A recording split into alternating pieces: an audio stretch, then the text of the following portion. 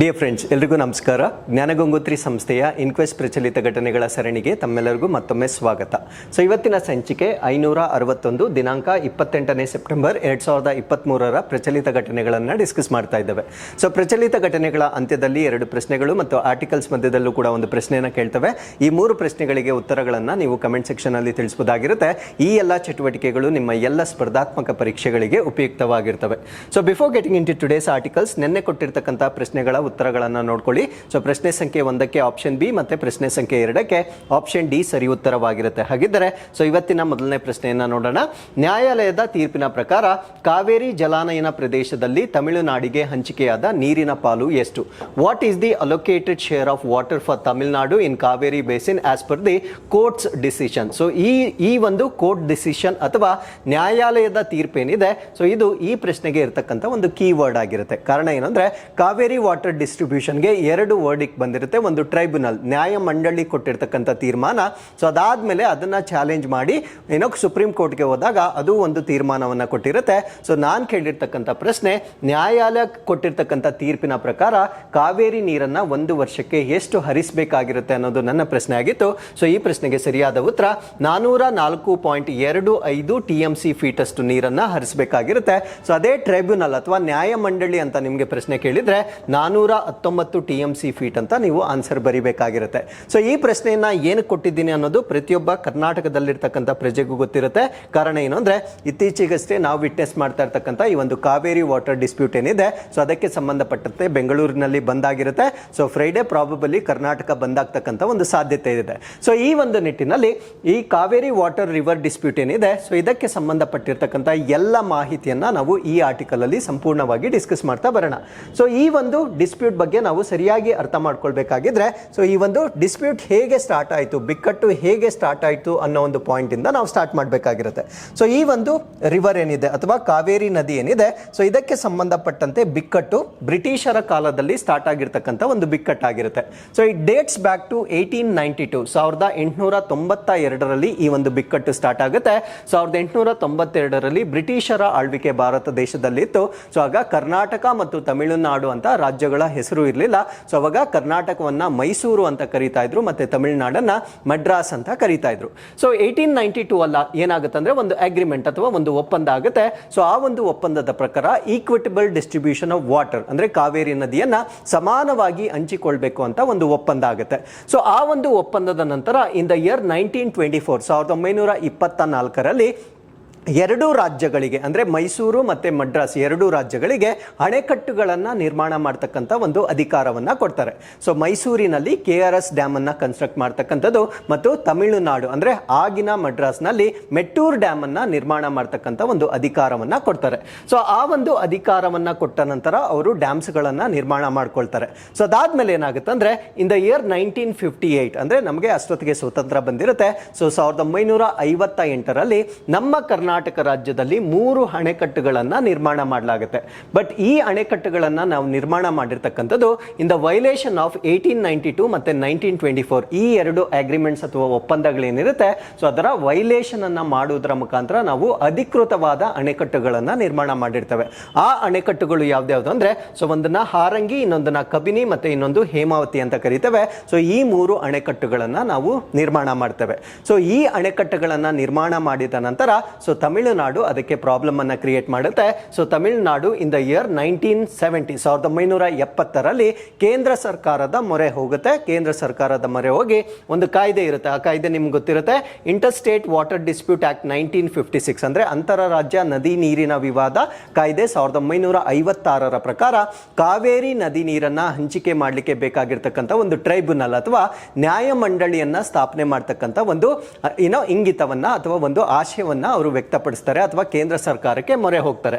So ಅದಾದ್ಮೇಲೆ ಏನಾಗುತ್ತೆ ಅಂದ್ರೆ ಬಿಟ್ವೀನ್ 1973 ಅಂಡ್ 1985 ಸೊ 1973ರಿಂದ 1985ರವರೆಗೆ 2 ರಾಜ್ಯಗಳ ಸರ್ಕಾರಗಳ ನಡುವೆ ಸಾಕಷ್ಟು ಮಾತುಕತೆಗಳಾಗುತ್ತೆ. ಬಟ್ ಯಾವ ಮಾತುಕತೆಗಳು ಕೂಡ ಸಕ್ಸಸ್ಫುಲ್ ಆಗಿ ಅಥವಾ ಯಾವುದೇ ಕನ್ಸೆನ್ಸಸ್ ಅನ್ನ ರೀಚ್ ಮಾಡಲಿಕ್ಕೆ ಸಾಧ್ಯ ಆಗಲ್ಲ. ಸೊ ಅದಾದ್ಮೇಲೆ ಮತ್ತೊಮ್ಮೆ ಬಿಟ್ವೀನ್ 1986 ಇಂದ 1990 1990ರವರೆಗೆ ಮತ್ತೆ ಸಿಟ್ಟಿಂಗ್ಸ್ ಆಗುತ್ತೆ. ಎಷ್ಟು ಸಿಟ್ಟಿಂಗ್ಸ್ ಆದ್ರೂ ಕೂಡ ಒಂದು ವರ್ಡಿಕ್ಟ್ಗೆ ಬರಲಿಕ್ಕೆ ಸಾಧ್ಯವಾಗೋದಿಲ್ಲ.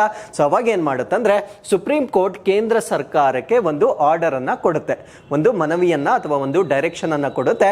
ಆ ಒಂದು ಡೈರೆಕ್ಷನ್ ಏನು ಅಂದ್ರೆ ಕಾವೇರಿ ನದಿ ನೀರಿನ ಹಂಚಿಕೆಯನ್ನ ಸಾಲ್ವ್ ಮಾಡಬೇಕಾಗಿದ್ರೆ ಒಂದು ಟ್ರೈಬ್ಯುನಲ್ ಅಥವಾ ನ್ಯಾಯಮಂಡಳಿಯನ್ನ ಸ್ಥಾಪನೆ ಮಾಡಬೇಕು ಅಂತ ಒಂದು ಆರ್ಡರ್ ಅನ್ನ ಕೊಡುತ್ತೆ. ಸೊ ಆ ಒಂದು ಆರ್ಡರ್ ನ ಪ್ರಕಾರ 1991ರಲ್ಲಿ ಕಾವೇರಿ ನದಿ ನೀರಿನ ಹಂಚಿಕೆಗೆ ಸಂಬಂಧಪಟ್ಟಂತೆ ಒಂದು ನ್ಯಾಯಮಂಡಳಿ ಸ್ಥಾಪನೆ ಆಗಿ ಒಂದು ಇಂಟರೀಮ್ ಆರ್ಡರ್ ಅನ್ನ ಕೊಡ್ತಾರೆ. ಅಂದ್ರೆ ಅದನ್ನ ನಾವು ಮಧ್ಯಂತರ ವರದಿ ಅಂತ ಕರಿತೇವೆ. ಸೊ ಆ ಒಂದು ಮಧ್ಯಂತರ ವರದಿಯ ಪ್ರಕಾರ ತಮಿಳುನಾಡಿಗೆ ಕರ್ನಾಟಕದಿಂದ 205 TMC ಫೀಟ್ ಅಂದ್ರೆ 205 TMC ಫೀಟ್ ಅಷ್ಟು ನೀರನ್ನ ಕರ್ನಾಟಕ ರಾಜ್ಯ ತಮಿಳುನಾಡಿಗೆ ಹರಿಸಬೇಕಾಗಿರುತ್ತೆ. ಸೊ ಇದು ಇಂಟರೀಮ್ ಜಡ್ಜ್ಮೆಂಟ್ ಆಗಿರುತ್ತೆ, ಅಂದ್ರೆ ಮಧ್ಯಂತರ ಒಂದು ವರದಿ ಆಗಿರುತ್ತೆ. ಯಾಕಂದ್ರೆ ಆ ಒಂದು ಟೈಮಲ್ಲಿ ಆ ಮೂಮೆಂಟ್ ಅಲ್ಲಿ ಪ್ರಾಬ್ಲಮ್ ಅನ್ನ ಟೆಂಪರವರಿಯಾಗಿ ಸಾಲ್ವ್ ಮಾಡಲಿಕ್ಕೆ ನೀಡಿರ್ತಕ್ಕಂಥ ಒಂದು ವರದಿ ಆಗಿರುತ್ತೆ. ಬಟ್ ಫೈನಲ್ ವರದಿ ಯಾವಾಗ ಬರುತ್ತೆ ಅಂದ್ರೆ 2007ರಲ್ಲಿ ಫೈನಲ್ ವರ್ಡಿಕ್ಟ್ ಬರುತ್ತೆ.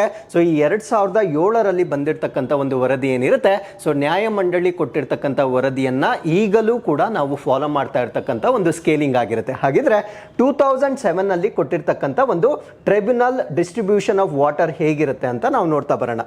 ಸೊ ಅದನ್ನು ನೋಡ್ಲಿಕ್ಕೆ ಈ ಒಂದು ಚಿತ್ರವನ್ನ ನೀವು ಅರ್ಥ ಮಾಡ್ಕೊಳ್ಬೇಕಾಗಿರುತ್ತೆ. ಸೊ 2007ನಲ್ಲಿ ಕೊಟ್ಟಿರ್ತಕ್ಕಂಥ ಒಂದು ವರದಿಯ ಪ್ರಕಾರ ತಮಿಳುನಾಡಿಗೆ 419 TMC ಫೀಟ್ ಅಷ್ಟು ನೀರನ್ನ ಹರಿಸಬೇಕು ಗಿರುತ್ತೆ.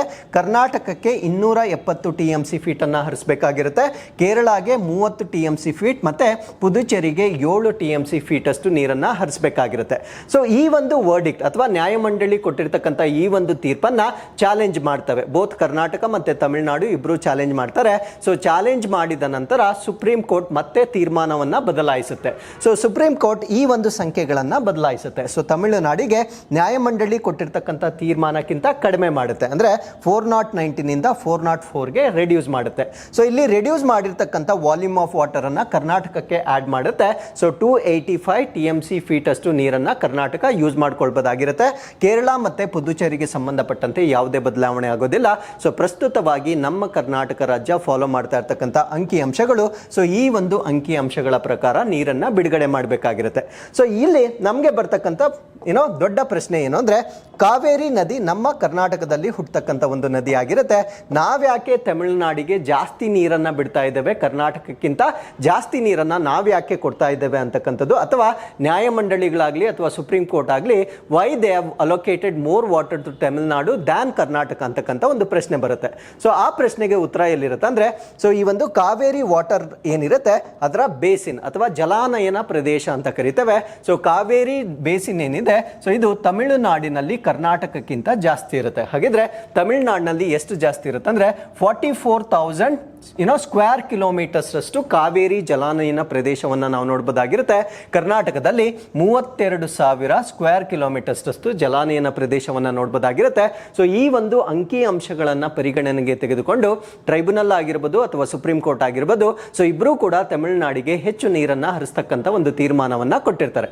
ಸೊ ಹೀಗೆ ನಮ್ಮ ಕರ್ನಾಟಕ ಮತ್ತು ತಮಿಳುನಾಡು ಮಧ್ಯೆ ಹೇಗೆ ಈ ಒಂದು ವಿವಾದ ಇದೆ ಅಂದ್ರೆ, ಮೇಜರ್ಲಿ ಕರ್ನಾಟಕ ಮತ್ತು ತಮಿಳುನಾಡು ಆಗಿರುತ್ತೆ. ಸೊ ಬೇರೆ ರಾಜ್ಯಗಳನ್ನು ಕೂಡ ಇನ್ಕ್ಲೂಡ್ ಮಾಡಿದ್ರೆ ಕೇರಳ ಮತ್ತೆ ಪುದುಚೇರಿ ಎರಡು ಕೂಡ ಬರುತ್ತೆ. ಬಟ್ ಅವೆರಡು ರಾಜ್ಯಗಳು ಅಷ್ಟಾಗಿ ತಕರಾರು ಮಾಡ್ತಾ ಇಲ್ಲ. ಸೊ ಇವಾಗ ಇರ್ತಕ್ಕಂಥ ಮೇಜರ್ ಪ್ರಾಬ್ಲಮ್ ಬಂದು ಕರ್ನಾಟಕ ಮತ್ತು ತಮಿಳುನಾಡಿನ ಮಧ್ಯ ಮಾತ್ರ ಇರುತ್ತೆ. ಸೊ ಕರ್ನಾಟಕ ಮತ್ತು ತಮಿಳುನಾಡಿನ ಮಧ್ಯೆ ಹೇಗೆ ಈ ಒಂದು ಬಿಕ್ಕಟ್ಟಿದೆ, ಸೊ ಅದೇ ರೀತಿ ನಮ್ಮ ಭಾರತ ದೇಶದ ಅನೇಕ ರಾಜ್ಯಗಳ ನಡುವೆ ಅನೇಕ ನದಿಗಳಿಗೆ ಸಂಬಂಧಪಟ್ಟಂತೆ ಬಿಕ್ಕಟ್ಟುಗಳಿದ್ದಾವೆ.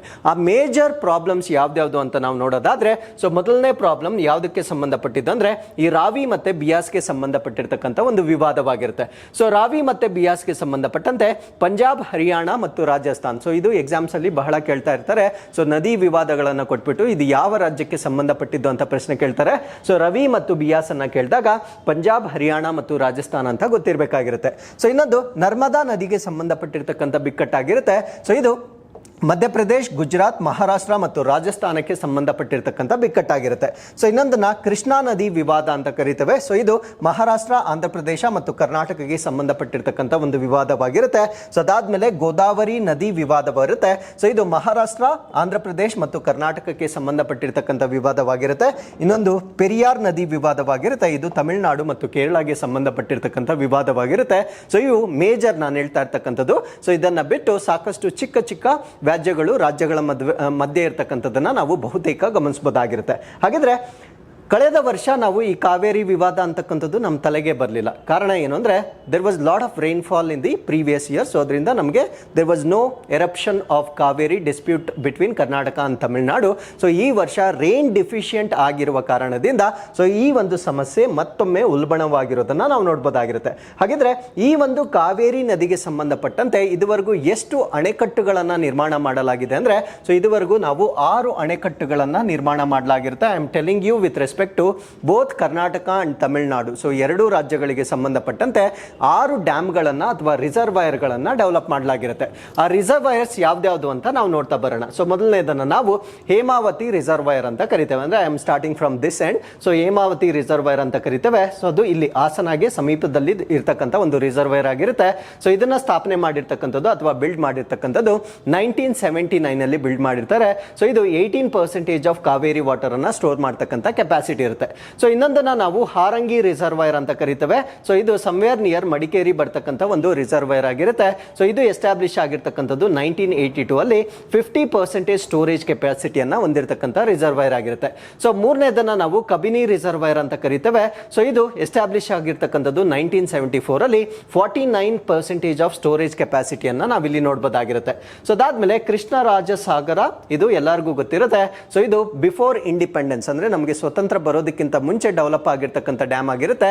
ಇನ್ ದ ಇಯರ್ 1931 1931ರಲ್ಲಿ ಸ್ಥಾಪನೆ ಆಗಿರ್ತಕ್ಕಂಥ ಒಂದು ಡ್ಯಾಮ್ ಆಗಿರುತ್ತೆ. ಸೊ ಅದಾದ್ಮೇಲೆ ಮೆಟ್ಟೂರು ರಿಸರ್ವಾಯರ್. ಸೊ ಇದು ತಮಿಳುನಾಡಿನಲ್ಲಿ ಬರ್ತಕ್ಕಂಥ ಒಂದು ರಿಸರ್ವಾಯರ್ ಆಗಿರುತ್ತೆ. ಸೊ ಇದನ್ನ ಬಿಲ್ಡ್ ಮಾಡಿರ್ತಕ್ಕಂಥದ್ದು 1934 1934ರಲ್ಲಿ ಇದನ್ನ ಸ್ಥಾಪನೆ ಮಾಡಿರ್ತಾರೆ. ಸೊ ಇದರ ಸ್ಟೋರೇಜ್ ಕೆಪಾಸಿಟಿ ಬಂದು 53% ಆಗಿರುತ್ತೆ. ಸೊ ಅದಾದ್ಮೇಲೆ ಇನ್ನೊಂದನ್ನ ನಾವು ಲೋವರ್ ಭವಾನಿ ರಿಸರ್ವಾಯರ್ ಅಂತ ಕರಿತೇವೆ. ಇದನ್ನ 1955 ಅಲ್ಲಿ ಸ್ಥಾಪನೆ ಮಾಡಿರ್ತಾರೆ. ಸೊ ಇದು ಕೂಡ 19% ಅಷ್ಟು ಸ್ಟೋರೇಜ್ ಕೆಪಾಸಿಟಿಯನ್ನು ಹೊಂದಿರುತ್ತೆ. ಸೊ ಇಷ್ಟು ಈ ಒಂದು ಕಾವೇರಿ ನದಿಗೆ ಸಂಬಂಧಪಟ್ಟಂತೆ ಡೆವಲಪ್ ಮಾಡಿರ್ತಕ್ಕಂಥ ಅಣೆಕಟ್ಟುಗಳಾಗಿರ್ತವೆ. ಹಾಗಿದ್ರೆ ಈ ಒಂದು ವಿವಾದಕ್ಕೆ ಸಂಬಂಧಪಟ್ಟಂತೆ ಇನ್ನೂ ಕೆಲವೊಂದು ಸ್ಟ್ಯಾಟಿಸ್ಟಿಕ್ಸ್ ಅನ್ನ ನಾವು ನೋಡೋದಾದ್ರೆ ಸೊ ಇದರ ಲೆಂತ್ ಏನಿದೆ ಅಂದ್ರೆ ಕಾವೇರಿ ನದಿ ಹರಿತಕ್ಕಂಥ ಒಂದು ಲೆಂತ್ ಏನಿದೆ ಇಟ್ ಈಸ್ ಅರೌಂಡ್ 800 ಕಿಲೋಮೀಟರ್ಸ್ ಹರಿತಕ್ಕಂಥ ಒಂದು ಲೆಂತ್ ಆಗಿರುತ್ತೆ. ಸೊ ಇದರ ಟ್ರಿಬ್ಯೂಟರೀಸ್ ಅಥವಾ ಉಪನದಿಗಳು ಅಂತ ನಾವೇನ್ ಹೇಳ್ತೇವೆ, ಪ್ರಮುಖವಾಗಿ 21 ಉಪನದಿಗಳನ್ನ ನಾವು ಕಾವೇರಿಗೆ ಸಂಬಂಧಪಟ್ಟಂತೆ ನೋಡಬಹುದಾಗಿರುತ್ತೆ. ಅಫೆಕ್ಟೆಡ್ ಸ್ಟೇಟ್ಸ್ ನಿಮ್ಗೆ ಆಲ್ರೆಡಿ ಗೊತ್ತಾಗಿದೆ, 4 ರಾಜ್ಯಗಳಿಗೆ ಸಂಬಂಧಪಟ್ಟಿರ್ತಕ್ಕಂಥ ಒಂದು ನದಿ ಆಗಿರುತ್ತೆ. ಡ್ರೈನೇಜ್ ಏರಿಯಾ 81,155 ಸ್ಕ್ವೇರ್ ಕಿಲೋಮೀಟರ್ಸ್ ಅಷ್ಟು ಜಲಾನಯನ ಪ್ರದೇಶವನ್ನ ನಾವು ನೋಡಬಹುದಾಗಿರುತ್ತೆ. ಸೊ ಇದರ ಮೇಲೆ ಎಷ್ಟು ಜನ ಡಿಪೆಂಡೆಂಟ್ ಆಗಿರ್ತಾರೆ ಅಂದ್ರೆ 50 ಮಿಲಿಯನ್ ಪೀಪಲ್ ಈ ಒಂದು ನದಿಯ ಮೇಲೆ ಡಿಪೆಂಡೆಂಟ್ ಆಗಿರ್ತಕ್ಕಂಥ ಒಂದು ನದಿ ಆಗಿರುತ್ತೆ. ಸೊ ಇಷ್ಟು ಜನರ ಒಂದು ಭರವಸೆ ಆಗಿರುವ ಕಾರಣದಿಂದ ಸೊ ಇದು ವಿವಾದಕ್ಕೆ ಈಡಾಗ್ತಕ್ಕಂಥ ಒಂದು ಪ್ರಮುಖವಾದ ನದಿ ಆಗಿರುತ್ತೆ. ಸೊ ಈ ಒಂದು ನದಿಗೆ ಸಂಬಂಧಪಟ್ಟಂತೆ ಮತ್ತೊಮ್ಮೆ ಈಗ ಇಶ್ಯೂ ಎರಪ್ಟ್ ಆಗಲಿಕ್ಕೆ ಕಾರಣವೇನು ಅಂದ್ರೆ ಸೊ ಬಹಳ ಇತ್ತೀಚೆಗೆ ಸೆಪ್ಟೆಂಬರ್ 21ನೇ ತಾರೀಕು ಸುಪ್ರೀಂ ಕೋರ್ಟ್ ಏನ್ ಮಾಡಿರುತ್ತಂದ್ರೆ ಕರ್ನಾಟಕಕ್ಕೆ 5000 ಕ್ಯೂಬಿಕ್ ಫೀಟ್ ಪರ್ ಸೆಕೆಂಡ್ ಅಷ್ಟು ನೀರನ್ನ ರಿಲೀಸ್ ಮಾಡಲಿಕ್ಕೆ ಒಂದು ಅನುಮತಿ ಆರ್ಡರ್ ಅನ್ನ ಕೊಟ್ಟಿರುತ್ತೆ.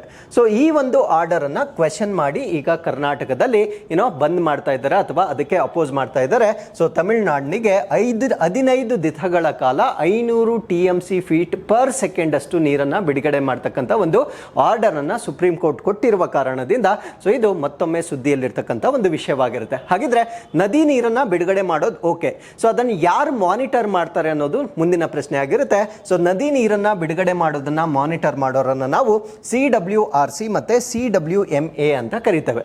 CWRC ಅಂದ್ರೆ ಕಾವೇರಿ ವಾಟರ್ ರೆಗ್ಯುಲೇಷನ್ ಕಮಿಟಿ ಅಂತ ಕರಿತೇವೆ. ಇದನ್ನ ನಾವು ಕಾವೇರಿ ನೀರಿನ ನಿರ್ವಹಣಾ ಪ್ರಾಧಿಕಾರ ಅಂತ ಕರಿತೇವೆ. ಸೊ ಇನ್ನೊಬ್ಬರನ್ನ ನಾವು CWMA ಅಂತ ಕರಿತೇವೆ. So Kaveri water management authority ಅಂತ ಕರಿತೇವೆ. ಸೊ ಇವರಿಬ್ಬರು ಕೂಡ ಸೊ ಇವೆರಡು ಟರ್ಮ್ಸ್ ಅನ್ನ ನೆನ್ಪಿಟ್ಕೊಳ್ಳಿ, ಬಿಕಾಸ್ ಮುಂದೆ ಕೂಡ ನಾನು ಇದನ್ನ ರಿಪೀಟ್ ಮಾಡ್ತಾ ಇರ್ತೇನೆ. ಸೊ ಅವಾಗ ನಾನು ಎಕ್ಸ್ಪ್ಯಾನ್ಷನ್ ಹೇಳೋದಿಲ್ಲ. ಸೊ CWRC ಮತ್ತೆ CWMA ಏನಿರ್ತಾರೆ ಸೊ ಇವರಿಬ್ಬರು ಕೂಡ ಇದನ್ನ ಮ್ಯಾನೇಜ್ ಮಾಡ್ತಕ್ಕಂಥ ಅಂದ್ರೆ ನೀರನ್ನ ಹರಿಸ್ತಕ್ಕಂಥ ಅಥವಾ ಅದನ್ನ ಮಾನಿಟರ್ ಮಾಡ್ತಕ್ಕಂಥ 2 ಯೂನಿಟ್ಸ್ಗಳಾಗಿರ್ತವೆ. ಸೊ ಅದಾದ್ಮೇಲೆ how is the Kaveri water being shared. So Kaveri ನದಿ ನೀರನ್ನು ನಾವು ಹೇಗೆ ಹಂಚಿಕೆ ಮಾಡ್ಕೊಂಡಿದ್ದೇವೆ ಇದ್ರ ಬಗ್ಗೆ ನಾನು ಆಲ್ರೆಡಿ ಡಯಾಗ್ರಾಮ್ ಅಲ್ಲಿ ಅಥವಾ ನ್ಯೂಸ್ ಪೇಪರ್ ಎಕ್ಸೆಪ್ಟ್ ಅಲ್ಲಿ ನಾನು ಆಲ್ರೆಡಿ ಎಕ್ಸ್ಪ್ಲೇನ್ ಮಾಡಿದ್ದೇನೆ.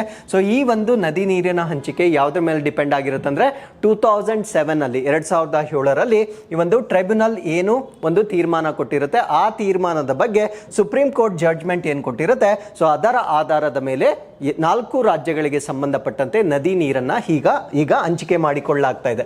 ಸೊ ಅದಾದ್ಮೇಲೆ ಈ ಒಂದು ನದಿ ನೀರಿನ ಹಂಚಿಕೆ ಹೇಗಿರುತ್ತೆ ಅಂದ್ರೆ total capacity 740,000 million cubic feet of water would be available. ಅಂದ್ರೆ ಒಂದು ನಾರ್ಮಲ್ ಕ್ಯಾಲ್ಕುಲೇಷನ್ ನ ಪ್ರಕಾರ ಕಾವೇರಿ ನದಿ ನೀರು ಎಷ್ಟಿರುತ್ತೆ ಅಂದ್ರೆ 740,000 million cubic feet of water would be available in normal year. Normal year ಅಂದ್ರೆ ಏನು? ಸೊ ಯಾವಾಗ ಆ ಒಂದು ವರ್ಷದಲ್ಲಿ ಸಾಮಾನ್ಯವಾಗಿ ಮಳೆ ಆಗಿರುತ್ತೆ, ಅಂದ್ರೆ ಪ್ರತಿ ವರ್ಷ ಹೇಗೆ ಮಳೆ ಆಗುತ್ತೆ ಅದೇ ರೀತಿ ಮಳೆ ಆಗಿದ್ರೆ ನಾವು ಇಷ್ಟು ನೀರನ್ನ ನಾವು ನೋಡಬಹುದಾಗಿರುತ್ತೆ.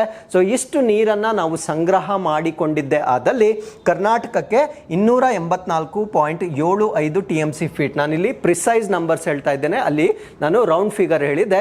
ಪ್ರಿಸೈಸ್ ನಂಬರ್ ಹೇಳಬೇಕಾದ್ರೆ 284.75 TMC ಫೀಟ್ ಅಷ್ಟು ಕರ್ನಾಟಕಕ್ಕೆ, ತಮಿಳುನಾಡಿಗೆ 404.25 TMC ಫೀಟ್ ಅಷ್ಟು ತಮಿಳುನಾಡಿಗೆ, ಮತ್ತೆ ಕೇರಳಗೆ ಮತ್ತೆ ಪುದುಚೇರಿಗೆ ಸೇಮ್ ನಂಬರ್ ಇರುತ್ತೆ, ಅಲ್ಲೇನು ಫ್ರಾಕ್ಷನ್ಸ್ ಇರೋದಿಲ್ಲ. ಸೊ ಇಷ್ಟು ನೀರನ್ನ ಹರಿಸ್ತಕ್ಕಂಥದ್ದು ಕಡ್ಡಾಯವಾಗಿರುತ್ತೆ according to the supreme court judgment. So ಈ ಒಂದು ಜಡ್ಜ್ಮೆಂಟ್ ನ ಪ್ರಕಾರ 10 TMC feet and 4 TMC feet ಅದ್ರ ಜೊತೆಗೆ ಈ ರಾಜ್ಯಗಳಿಗೆ ಹರಿಸ್ತಕ್ಕಂಥ ನೀರಿನ ಜೊತೆಗೆ 10 TMC ಫೀಟ್ ಮತ್ತೆ 4 TMC ಫೀಟ್ ಅನ್ನ ಎನ್ವೈರನ್ಮೆಂಟಲ್ ಪ್ರೊಟೆಕ್ಷನ್ ಅಂದ್ರೆ ಪರಿಸರದ ಸಂರಕ್ಷಣೆಗಾಗಿ, ಅದಾದ್ಮೇಲೆ inevitable escapage into the sea ಸಿ ಅಂದ್ರೆ ಸಮುದ್ರಕ್ಕೆ ಸೇರ್ತಕ್ಕಂಥ ನೀರೇನಿರುತ್ತೆ ಸೊ ಅದನ್ನ ನಾವು ಬ್ಲಾಕ್ ಮಾಡಲಿಕ್ಕೆ ಸಾಧ್ಯವಾಗೋದಿಲ್ಲ. ಬಿಕಾಸ್ ಸಮುದ್ರದಲ್ಲೂ ಕೂಡ ಲಾಟ್ ಆಫ್ ರಿಸೋರ್ಸಸ್ ಅನ್ನ ನಾವು ನೋಡಬಹುದಾಗಿರುತ್ತೆ, ಮತ್ತೆ ಆಕ್ವಾಟಿಕ್ ಅನಿಮಲ್ಸ್ ಅನ್ನ ನಾವು ನೋಡಬಹುದಾಗಿರುತ್ತೆ. ಸೊ ಅದಕ್ಕೋಸ್ಕರ ಇನ್ಎವಿಟಬಲ್ ಅಂದ್ರೆ ಕಡ್ಡಾಯವಾಗಿ ಸಮುದ್ರಕ್ಕೆ ಹರಿಸ್ತಕ್ಕಂಥ ನೀರನ್ನು ಕೂಡ ಇಲ್ಲಿ ಅದರ ಲಿಮಿಟ್ ಅನ್ನು ಕೂಡ ಸ್ಕೇಲ್ ಮಾಡಿರ್ತಾರೆ. ಸೊ ಇಷ್ಟು ಈ ಒಂದು ವರ್ಡಿಕ್ಗೆ ಸಂಬಂಧಪಟ್ಟಿರ್ತಕ್ಕಂಥ ಒಂದು ಮಾಹಿತಿ ಆಗಿರುತ್ತೆ. ನೆಕ್ಸ್ಟ್ ಈ CWMA ಮತ್ತೆ CWRC ಅನ್ನ ಸ್ಥಾಪನೆ ಮಾಡಿರ್ತಕ್ಕಂಥ ವರ್ಷ 2018. ಸೊ 2018 ಅಲ್ಲಿ CWMA ಮತ್ತೆ CWRC ಅನ್ನ ಸ್ಥಾಪನೆ ಮಾಡಿರ್ತಾರೆ. ಸೊ ಇದರ ಉದ್ದೇಶ ಏನು ಅಂದ್ರೆ to oversee the implementation of the verdict ಅಂದ್ರೆ ತೀರ್ಮಾನ ಏನ್ ಬಂದಿರುತ್ತೆ ಸೊ ಅದನ್ನ ಫಾಲೋ ಮಾಡ್ಲಿಕ್ಕೆ ಅಥವಾ ಅದನ್ನ ಕಡ್ಡಾಯವಾಗಿ ಅದನ್ನ ಫಾಲೋ ಮಾಡ್ತಕ್ಕಂಥದ್ದನ್ನ ಮಾನಿಟರ್ ಮಾಡ್ಲಿಕ್ಕೆ CWMA ಮತ್ತೆ CWRC ಅನ್ನ 2018ರಲ್ಲಿ ಸ್ಥಾಪನೆ ಮಾಡಲಾಗಿರುತ್ತೆ. ನಾವು why are Karnataka's farmers upset ಅಂದ್ರೆ ನಮ್ಮ ಕರ್ನಾಟಕದ ರೈತರು ಈ ಒಂದು ತೀರ್ಮಾನದ ಬಗ್ಗೆ ಅಸಮಾಧಾನಗೊಂಡಿರ್ಲಿಕ್ಕೆ ಕಾರಣವೇನು ಅಂತಕ್ಕಂಥದ್ದು ನಮ್ಮ ಮುಂದಿನ ಪ್ರಶ್ನೆವಾಗಿರುತ್ತೆ. So this year south west monsoon ಏನಿರುತ್ತೆ ಅಂದ್ರೆ ಈ ವರ್ಷದ ನೈಋತ್ಯ ಮಾನ್ಸೂನ್ ಏನಿರುತ್ತೆ ಸೊ ಇದು ಕಡಿಮೆ ಆಗಿರ್ತಕ್ಕಂಥದ್ದು ನಮ್ಮೆಲ್ಲರಿಗೂ ಗೊತ್ತು. ಸೊ ಕಳೆದ ವರ್ಷಕ್ಕಿಂತ ಈ ವರ್ಷ ಮಳೆ ಆಗಿರ್ತಕ್ಕಂಥ ಪ್ರಮಾಣ ಬಹಳ ಕಡಿಮೆ ಇರುತ್ತೆ. So we are suffering deficit of rainfall. So ಕರ್ನಾಟಕದಲ್ಲಿ ಮಳೆ ಆಗ್ತಕ್ಕಂಥ ಒಂದು ಪದ್ಧತಿ ಅಥವಾ ಮಳೆ ಆಗ್ತಕ್ಕಂಥ ಒಂದು ವಾಲ್ಯೂಮ್ ಕಡಿಮೆ ಆಗಿರುತ್ತೆ. ಸೊ ಇದುವರೆಗೂ ಕೇವಲ 27% ಅಷ್ಟು ಮಾತ್ರ ನಮಗೆ ಮಳೆ ಆಗಿರುತ್ತೆ. ಅಂದ್ರೆ ಯೂಶಲಿ ಎಷ್ಟಾಗಬೇಕಾಗಿತ್ತೋ ಅದಕ್ಕಿಂತ ಸರಿಸುಮಾರು 70% ಅಷ್ಟು ಕಡಿಮೆ ಮಳೆ ಆಗಿರೋದನ್ನ ನಾವು ಈ ವರ್ಷ ವಿಟ್ನೆಸ್ ಮಾಡ್ತಾ ಇದ್ದೇವೆ. ಸೊ ಇದರಿಂದ ಶಾರ್ಟೇಜ್ ಆಫ್ ವಾಟರ್ ಅನ್ನ ನಾವು ಪ್ರಮುಖವಾಗಿ ಗಮನಿಸ್ತಾ ಇದ್ದೇವೆ. ಸೊ ಇದಕ್ಕಿಂತ ಇನ್ನೊಂದು ಪ್ರಮುಖವಾಗಿರ್ತಕ್ಕಂಥ ಒಂದು ರೀಸನ್ ಏನಂದ್ರೆ ಸೊ ಬೆಂಗಳೂರಿನಲ್ಲಿರ್ತಕ್ಕಂಥ lot of population they are dependent on the Kaveri water. So Kaveri ವಾಟರ್ಗೆ ಅವರು ಏನಕ್ಕೋಸ್ಕರ ಡಿಪೆಂಡ್ ಆಗಿರ್ತಾರೆ ಅಂದ್ರೆ ಕುಡಿಯುವ ನೀರಿನ ಕಾರಣಕ್ಕಾಗಿ ಡಿಪೆಂಡ್ ಆಗಿರ್ತಾರೆ. ಸೊ ತಮಿಳುನಾಡಿನವರು ಕೇಳ್ತಾ ಇರ್ತಕ್ಕಂಥದ್ದು they are asking water for irrigation ಅಂದ್ರೆ ಬೇಸಾಯಕ್ಕೆ ಅವರು ನೀರು ಬೇಕು ಅಂತ ಕೇಳ್ತಾ ಇದ್ದಾರೆ. ಬಟ್ ಬೆಂಗಳೂರಿನಲ್ಲಿರ್ತಕ್ಕಂಥ ಪ್ರಜೆಗಳು ಸೊ ಕುಡಿಯಲಿಕ್ಕೆ ನೀರು ಬೇಕು ಅಂತ ಕೇಳ್ತಾ ಇದ್ದಾರೆ. ಸೊ ನಾವು if you were to take a choice between drinking water and irrigation definitely everyone would say drinking water is more important ಅಂತ ಹೇಳ್ತಾರೆ. ಸೊ ಈ ಎಲ್ಲ ಕಾರಣಗಳಿಂದ ಈಗ ಈ ಒಂದು ಇಶ್ಯೂ ಏನಿರುತ್ತೆ ಅದರ ಬಗ್ಗೆ ಬಂದ್ ಆಗ್ತಾ ಇರ್ತಕ್ಕಂಥದ್ದು ಅಥವಾ ಎರಪ್ಟ್ ಆಗಿರ್ತಕ್ಕಂಥ ರೀಸನ್ಸ್ ಗಳನ್ನ ನಾವು ನೋಡಬಹುದಾಗಿರುತ್ತೆ. ಹಾಗಿದ್ರೆ what is the situation in Tamil Nadu? So ಕರ್ನಾಟಕದ ಸಿಚುಯೇಷನ್ ಬಗ್ಗೆ ನಾವು ಅರ್ಥ ಮಾಡ್ಕೊಂಡಿದ್ದಾಯ್ತು. ಸೊ ತಮಿಳುನಾಡಿನಲ್ಲಿ ಇರ್ತಕ್ಕಂಥ ಒಂದು ಪರಿಸ್ಥಿತಿ ಏನು? ಸೊ ತಮಿಳುನಾಡನ್ನ ನಾವು ಲೋವರ್ ರೈಪ್ಯಾರಿಯನ್ ಸ್ಟೇಟ್ ಅಂತ ಕರಿತೇವೆ. ಕಾರಣ ಏನು ಅಂದ್ರೆ ಸೊ ಇದು ಕಾವೇರಿ ನದಿಯ ಕೆಳಭಾಗದಲ್ಲಿ ಬರ್ತಕ್ಕಂಥ ಒಂದು ರಾಜ್ಯವಾಗಿರುತ್ತೆ. ಸೊ ಅದನ್ನ ಇದು ಕೆಳ ನದಿಯ ರಾಜ್ಯವಾಗಿ ನಾವು ತಮಿಳುನಾಡನ್ನ ನಾವು ನೋಡಬಹುದಾಗಿರುತ್ತೆ. So it is entirely dependent on release of Kaveri water by Karnataka. ಅಂದ್ರೆ ನಾವು ನೀರು ಬಿಟ್ರೆ ಮಾತ್ರ ಅವರಿಗೆ ನೀರು ಲಭ್ಯವಾಗುತ್ತೆ. ಸೊ ಇಲ್ದಿದ್ರೆ ಅವರಿಗೆ ಯಾವುದೇ ಕಾರಣಕ್ಕೂ ನೀರಿರೋದಿಲ್ಲ. ಕಾರಣ ಏನು ಅಂದ್ರೆ ಸೊ ಕಾವೇರಿ ನದಿಯಿಂದ ಕೆಳಗಡೆ ಇರತಕ್ಕಂಥ ಒಂದು ಪ್ರದೇಶವಾಗಿರುತ್ತೆ. ಅದಕ್ಕೆ ಇದನ್ನು ನಾವು ಲೋವರ್ ರೈಪ್ಯಾರಿಯನ್ ಸ್ಟೇಟ್ ಅಂತ ನಾವು ಹೇಳ್ಬೋದಾಗಿರುತ್ತೆ. ಸೊ ಈ ಒಂದು ರಾಜ್ಯಕ್ಕೆ ಇನ್ನೊಂದು ಪ್ರಾಬ್ಲಮ್ ಏನು ಅಂದ್ರೆ ಈ ಸೌತ್ ವೆಸ್ಟ್ ಮಾನ್ಸೂನ್ ಅಂತ ನಾವೇನ್ ಹೇಳ್ತೇವೆ ಅಂದ್ರೆ ನೈಋತ್ಯ ಮಾನ್ಸೂನ್ ಅಂತ ನಾವೇನ್ ಹೇಳ್ತೇವೆ ಅದು ತಮಿಳುನಾಡಿನಲ್ಲಿ ಆಗೋದಿಲ್ಲ. ಕಾರಣವೇನಂದ್ರೆ ಇದು ಶಾಡೋ ರೀಜನ್ ಅಲ್ಲಿ ಇರ್ತಕ್ಕಂಥ ಒಂದು ಪ್ರದೇಶವಾಗಿರುತ್ತೆ. ಅಂದ್ರೆ ಈ ಒಂದು ಮಾನ್ಸೂನ್ ಏನಿರುತ್ತೆ ನೈಋತ್ಯ ಮಾನ್ಸೂನ್ ಏನಿರುತ್ತೆ ಅದು ತಲುಪದೇ ಇರದೇ ಇರತಕ್ಕಂಥ ಒಂದು ಪ್ರದೇಶದಲ್ಲಿರ್ತಕ್ಕಂಥ ರಾಜ್ಯವಾಗಿರೋದ್ರಿಂದ ಸೊ ಇಲ್ಲಿ ನೀರಿನ ಸಮಸ್ಯೆ ಬಹಳಷ್ಟು ಜಾಸ್ತಿ ಇರೋದನ್ನ ನಾವಿಲ್ಲಿ ಗಮನಿಸಬಹುದು. ಗಮನಿಸಬಹುದಾಗಿರುತ್ತೆ. ಸೊ ಆ ಒಂದು ಕಾರಣದಿಂದ ಅವರು ಕಾವೇರಿ ನದಿಗೆ ಬೇಡಿಕೆಯನ್ನ ಇಡ್ತಾ ಇರ್ತಾರೆ. ಸೊ ಅದಾದ್ಮೇಲೆ state received 40.76 TMC feet of water. ನಾನು ಹೇಳ್ತಾ ಇರ್ತಕ್ಕಂಥದ್ದು ಈ ವರ್ಷದ ಅಂಕಿಅಂಶಗಳ ಪ್ರಕಾರ ಅವರು 40.76 TMC ಫೀಟ್ ಅಷ್ಟು ನೀರನ್ನ ರಿಸೀವ್ ಮಾಡಿದ್ದಾರೆ. ಬಟ್ ಇಷ್ಟೊತ್ತಿಗೆ ಅವರು ಆಕ್ಚುಲಿ ವರ್ಡಿಕ್ಟ್ ನ ಪ್ರಕಾರ ರಿಸೀವ್ ಮಾಡಿಕೊಳ್ಳಬೇಕಾಗಿರ್ತಕ್ಕಂಥ ನೀರು ಎಷ್ಟಾಗಿರುತ್ತೆ ಅಂದ್ರೆ 112.11 TMC ಫೀಟ್ ಆಫ್ ವಾಟರ್ ಅನ್ನ ಆಲ್ರೆಡಿ ರಿಸೀವ್ ಮಾಡ್ಕೊಳ್ಬೇಕಾಗಿತ್ತು. ಬಟ್ ಅವರು ಈಗ ರಿಸೀವ್ ಮಾಡಿರ್ತಕ್ಕಂಥದ್ದು 40.76 TMC ಫೀಟ್ ಅಷ್ಟು ನೀರನ್ನ ಮಾತ್ರ ರಿಸೀವ್ ಮಾಡಿರ್ತಾರೆ. ಸೊ ಈ ಒಂದು ಡಿಫಿಸಿಟ್ ಏನಿದೆ ಅದನ್ನ ಫುಲ್ಫಿಲ್ ಮಾಡಲಿಕ್ಕೆ ಸುಪ್ರೀಂ ಕೋರ್ಟ್ ಪ್ರತಿದಿನ 5000 TMC ಫೀಟ್ ಪರ್ ಸೆಕೆಂಡ್ ಅಷ್ಟು ನೀರನ್ನ ಬಿಡುಗಡೆ ಮಾಡ್ತಕ್ಕಂಥ ಒಂದು ವರ್ಡಿಕ್ಟ್ ಅನ್ನ ಕೊಟ್ಟಿರುತ್ತೆ. ಸೊ ಆ ಒಂದು ವರ್ಡಿಕ್ಟ್ ಅನ್ನ ಅಪೋಸ್ ಮಾಡಿ ನಮ್ಮ ಕರ್ನಾಟಕದಲ್ಲಿ ಈಗ ಸ್ಟ್ರೈಕ್ ಆಗ್ತಾ ಇರ್ತಕ್ಕಂಥದ್ದನ್ನ ನಾವು ನೋಡಬಹುದಾಗಿರುತ್ತೆ. ಸೊ ಏನಕ್ಕೆ ಅವ್ರಿಗೆ ನೀರು ಬೇಕು? ಸೊ ತಮಿಳುನಾಡಿನವರು as I told you before irrigation ಅಥವಾ ನೀರಾವರಿಗೆ ಅವರು ನೀರನ್ನ ಕೇಳ್ತಾ ಇದ್ದಾರೆ. ಹಾಗಿದ್ರೆ ಯಾವ ಬೆಳೆಗಳಿಗೆ ಅವರು ಬೇಸಿಕಲಿ ನೀರನ್ನ ಕೇಳ್ತಾ ಇದ್ದಾರೆ ಅಂದ್ರೆ, ಸೊ ಅವರು 2 ಬೆಳೆಗಳನ್ನ ಬೇಸಿಕಲಿ ಅಲ್ಲಿ ಬೆಳೀತಾರೆ.